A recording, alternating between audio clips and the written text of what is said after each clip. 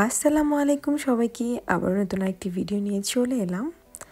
তো সেই দিন আমরা আবারও বের হয়ে গিয়েছিলাম ডুসেলডর্ফ ঘুরে দেখার জন্য। কারণ যেই দিন আমি এসেছিলাম সেই দিন আসলে আমাদের ডুসেলডর্ফটা ঘুরে দেখা হয়নি।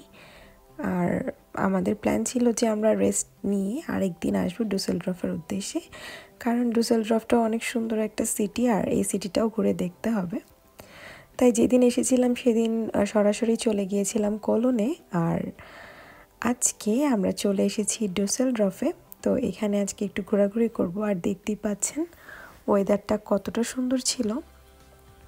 তো আমরা নিয়েছিলাম সিটি বাস। তো সিটি বাসে করে আমরা ঘুরছিলাম।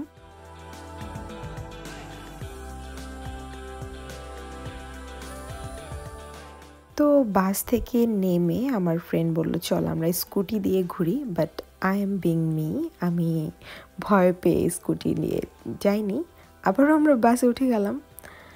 তো এই তো এগুলো হচ্ছে সিটি বাস। এটা দিয়ে পুরোটা সিটি ঘুরে দেখাবে। তো সেখানেই আমরা উঠে গেলাম আর সিটি ঘুরে ঘুরে দেখছিলাম। তো দেখতে দেখতেই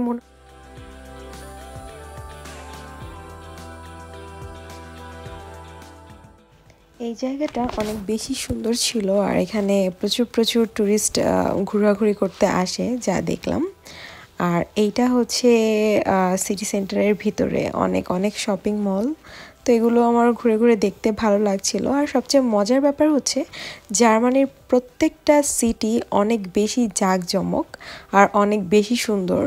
মানে আমি ডটমুন্ডে, তারপর কোলোনে, ডুসেলডর্ফ যে কয়টা জায়গায় গিয়েছি প্রত্যেকটা জায়গায় প্রচুর প্রচুর মানুষজনের আনাগোনা। তো খুবই ভালো লেগেছে। আর আমরা দুজন চলে গেলাম একটা শপিং মলের ভিতরে। আর সেই শপিং মলের ভিতরে কি জানি একটা অনুষ্ঠান হচ্ছে, ওদের হয়তো বা শপিং মলের কোনো একটা অকেশন। তো সেটার জন্যই তারা বিভিন্ন ধরনের স্টল দিয়েছিল। আর এত বেশি ভালো লাগছিল, পুরোই একদম পিঙ্কিশ পিঙ্কিশ স্টল। আইসক্রিমের স্টল দিয়েছিল, মার্শম্যালো, চকলেট, মানে খুবই ভালো লাগছিল। ওরা ওরা একটা কোনো কিছু উদযাপন করছিল যা দেখে মনে হলো পুরোটা শপিং মলই অনেক সুন্দর করে ডেকোরেশন করে রেখেছে।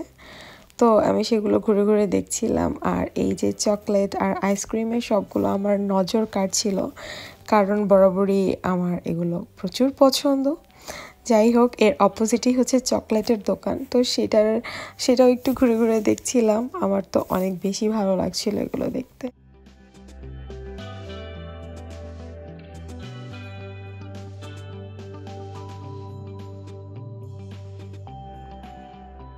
তো নিয়ে নিলাম আমরা আইসক্রিম। তো আইসক্রিম হাতে নিয়ে আমরা বের হয়ে গেলাম শপিং মল থেকে। আর শপিং মল থেকে বাহিরের পরিবেশটাও অনেক বেশি সুন্দর। আর বাহিরেও তারা বিভিন্ন গেমিংয়ের ব্যবস্থা রেখেছে। তো ওখানে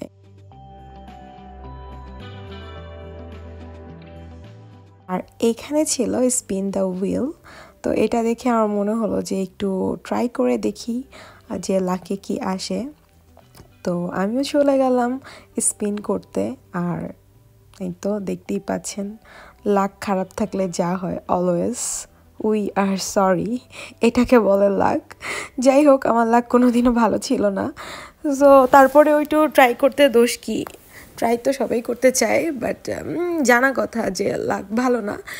তো এই তো আবারও বের হয়ে গেলাম, আবারও কিছুক্ষণ ঘোরাঘুরি করলাম। প্রত্যেকটা বিল্ডিং দেখতে এত বেশি সুন্দর লাগছিল। আর দেখাই যাচ্ছিল যে এটা অনেক অনেক পুরনো বিল্ডিং। আর এগুলো ঘুরে ঘুরে দেখতে আমার অনেক বেশি ভালো কাজ করছিল।